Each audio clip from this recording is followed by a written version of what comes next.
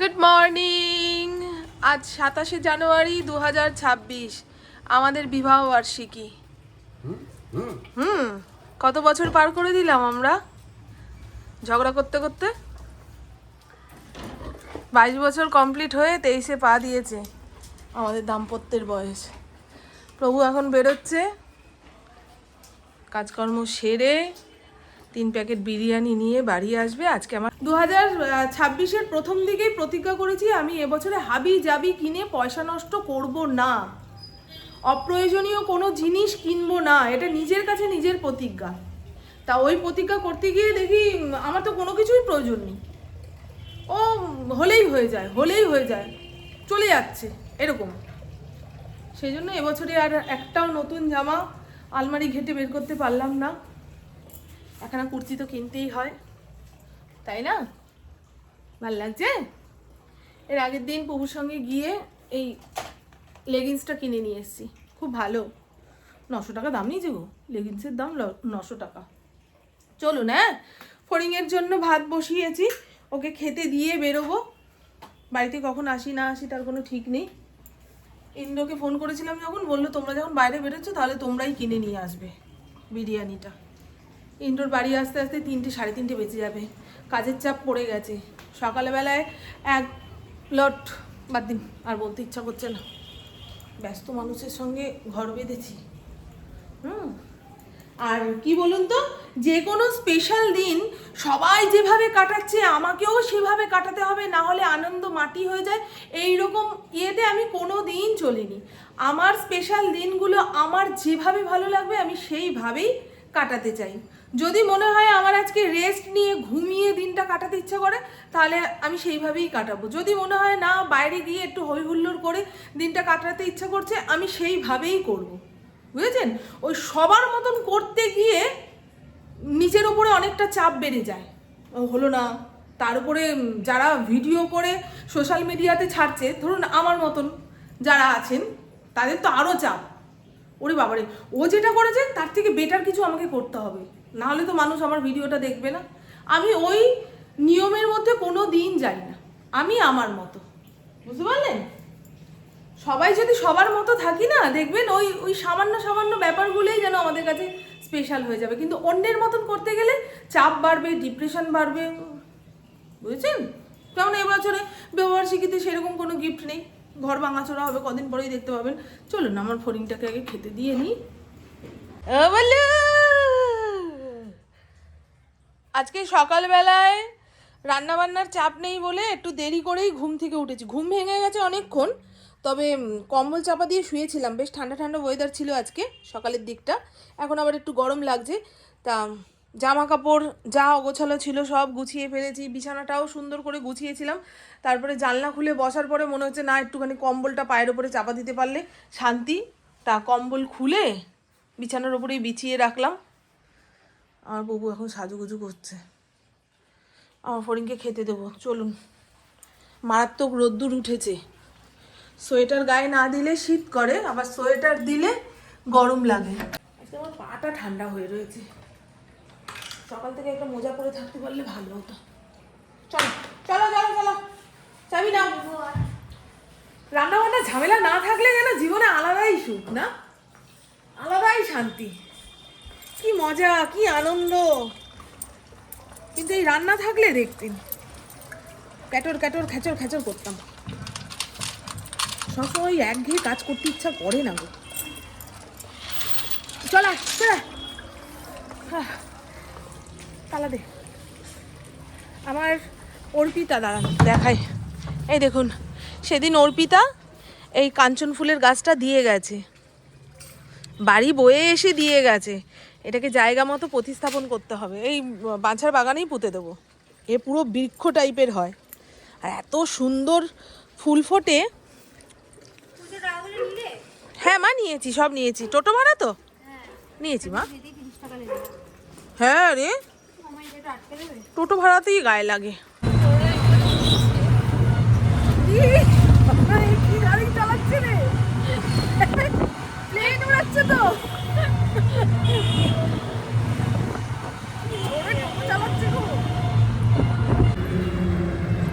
একদম ভেতরে ভেতরে নিয়ে ঢুকে পড়ো তো, একদম কাঁচ ফাঁচ ভেঙে ভেতরে ঢুকি দাও। এই দেখো এ মাথা খারাপ আছে লোকটার। চলুন বন্ধু, আমরা চলে এসেছি জুডিওতে।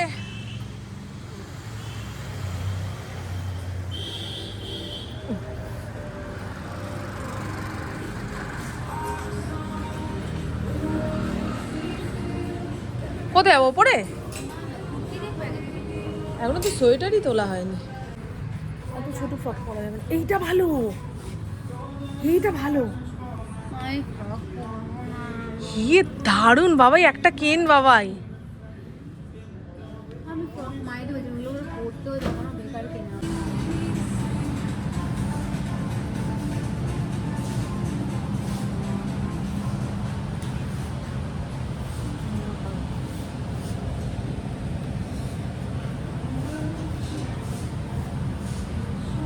আমার কুকুর ট্রায়ালে ঢুকেছে, একটা ফ্রক পছন্দ করতে পেরেছে। আমার তো মনে হয় না কিছুই নেবে এখান থেকে। কোন দিকে রে তুই? ও দুয়ে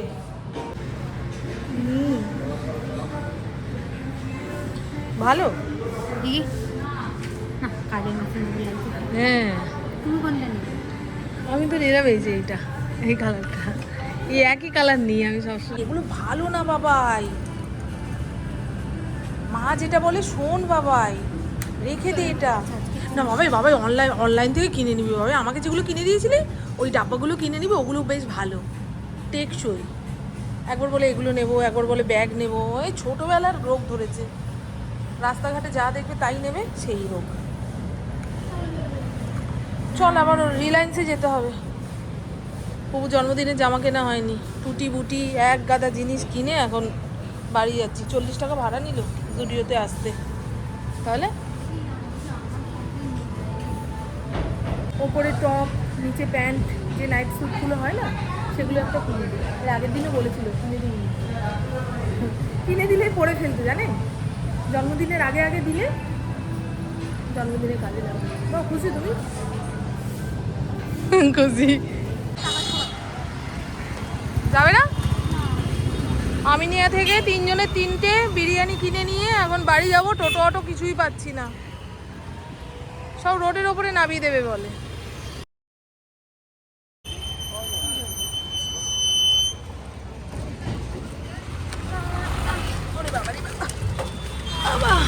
চলুন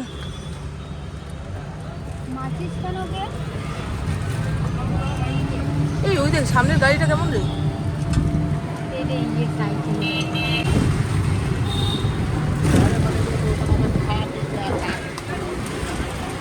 দারুণ জিনিস। আমাকে একটা ও জামা কাপড় পছন্দ হলো না, অনলাইনে কিনতে কিনতে এখন খালি মনে হয় কি অনলাইনেই ভালো পাওয়া যাবে, ওখানে অর্ডার দেবো।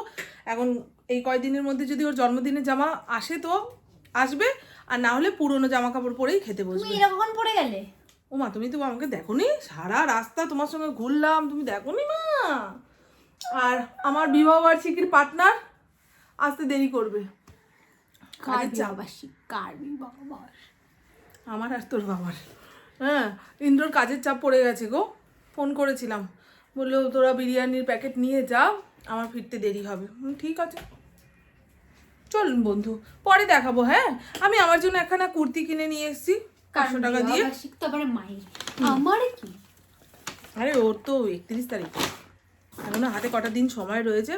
আমি মাঝখানে একদিন যাব স্টেশন মার্কেটে, পছন্দসই একটা জামা এনে দেবো, সেটা পরে খেতে বসলে বসবে, আর না হলে না হলে আমার একটা পুরনো শাড়ি চাপা চুপা দিয়ে বসবি, এত পছন্দ অপছন্দর বাহার যদি থাকে তাহলে তো দেখে কোনো জামা কাপড়ই পাওয়া যাবে না গো। আমার পরে নতুন জুতোটা মুখে করে নিয়ে বসে থাকলো। আর জুডিওর এই গার্ডারগুলো যে কি মারাত্মক ভালো, পরে দেখাবো আপনাদের, এখন দেখাচ্ছি কেন, আমি খেয়ে দিয়ে নি। মারাত্মক জল তেষ্টা পেয়েছিল গো, ঢক ঢক করে এক গামলা জল খেয়ে নিলাম। এখন বিরিয়ানিটা কোন পেটে রাখবো, ঠিক রাখতে পারবো। আসার সময় পুরো বলছে 3 জনের 2 প্যাকেট বিরিয়ানি আনলেই হয়ে যেত। বড় দোকানের বিরিয়ানি তো বেশ অনেকটা পরিমাণেই দেয়, দুটো হলেই হয়ে যেত, কিন্তু ওকে বললাম রাতে যদি থাকে গরম করে খেয়ে নিতে পারবো রে, রাতেও হোটেল বন্ধ রাখবো সেই আশাতেই রয়েছে। কিন্তু না, ইন্দ্র 2 বেলা বিরিয়ানি খেতে পারবে না, রাতে একটু সেদ্ধ ভাত করে দিতে হবে ওকে। চলুন বন্ধু, হ্যাঁ ভালো লাগছে আমাকে। আসো অ্যানিভার্সারি বয়, তোমার মুখটা একটু দর্শকদের দেখাই। দুপুরে বিরিয়ানি খাইয়ে বিকেলে বলছে আমি অফিসে যাই, অফিসে কাজ আছে, অনেক কাগজপত্র ঘাঁটতে হবে, লিখতে হবে, তোমাকে নিয়ে বেরোনোর সময় নেই, আমাকে নিয়ে বেরোনোর সময় নেই তার, শুধু ব্যবসা বাণিজ্য করছে। আর কোথায় যাবো, 7:30 বাজে। নাটক কি?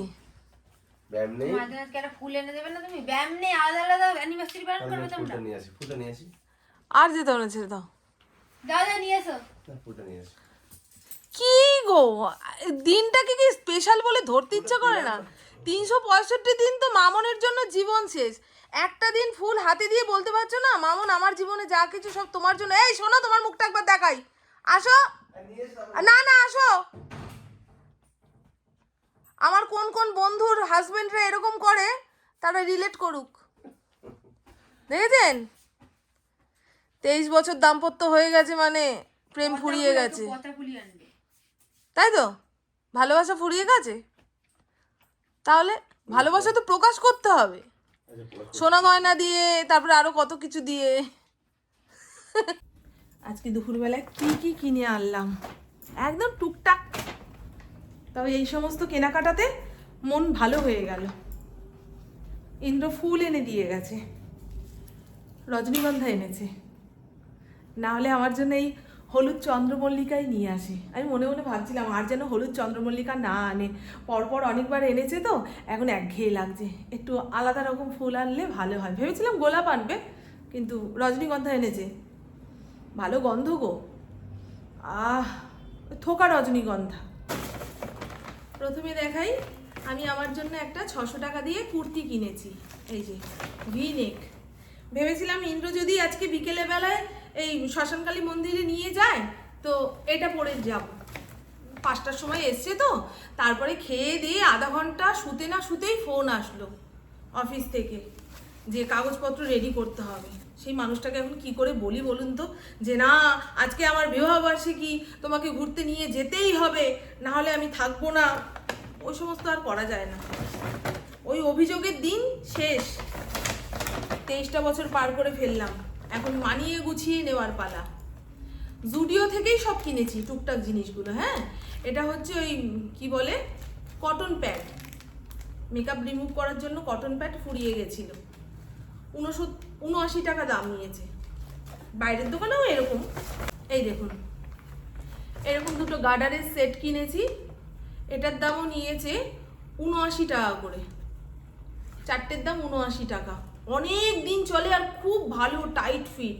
ওই কিছুদিন ব্যবহার করার পরেই যে একদম ঢিলঢিলা হয়ে গেল, চুল থেকে খুলে পড়ে যাচ্ছে সেরকম না। জুডিওর এই গার্ডার খুব ভালো হয়, মনে হয় দামটা বেশি কিন্তু চলেও অনেক দিন। দেখেছেন, পুপু একটা নখের পাতা কিনেছে, সাদার উপরে কি সুন্দর কাজ করা রয়েছে। আর এই দুটো নেল পলিশ আমি আমার জন্য এনেছি, অনেক যুগ পরে লাল রঙের নেল পলিশ আনলাম। নখগুলো একটু বড় বড় হয়েছে তো, তা পরলে ভালো লাগবে। আর দেখুন না, নেল কালার অ্যাপ্লাই করেছি 5 আঙুলে 5 রকম। আর এনেছে একটা এই যে কি বলে আই মাস্ক, ঠিক উচ্চারণ করেছি।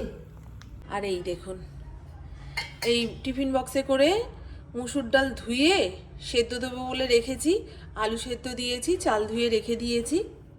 চালটা অনেকক্ষণ যাবত ভেজানো থাকলে ভাতটা ঝরঝরে হয়। আর এখানে বেগুন কেটে লবণ হলুদ অল্প একটু চিনি মাখিয়ে রেখেছি, যাতে অল্প তেলে তাড়াতাড়ি ভাজা হয়ে যায়। খাওয়ার সময় দেখাবো। দুপুরের বিরিয়ানিটা যে সাজিয়ে গুজিয়ে খেতে বসলাম সেটা আপনাদের সঙ্গে আর শেয়ার করা হয়নি। খিদার পেটে কতক্ষণে খাবো, ও আপনাদের দেখানোর মতন ধৈর্য আর ছিল না, বুঝেছেন? তার রাতের হালকা খাবারটা আপনাদের দেখাবো। এখানে রাখি, রজনীগন্ধা ফুলের গন্ধটা সারা ঘরে মৌমো করবে। থ্যাংক ইউ, ধন্যবাদ।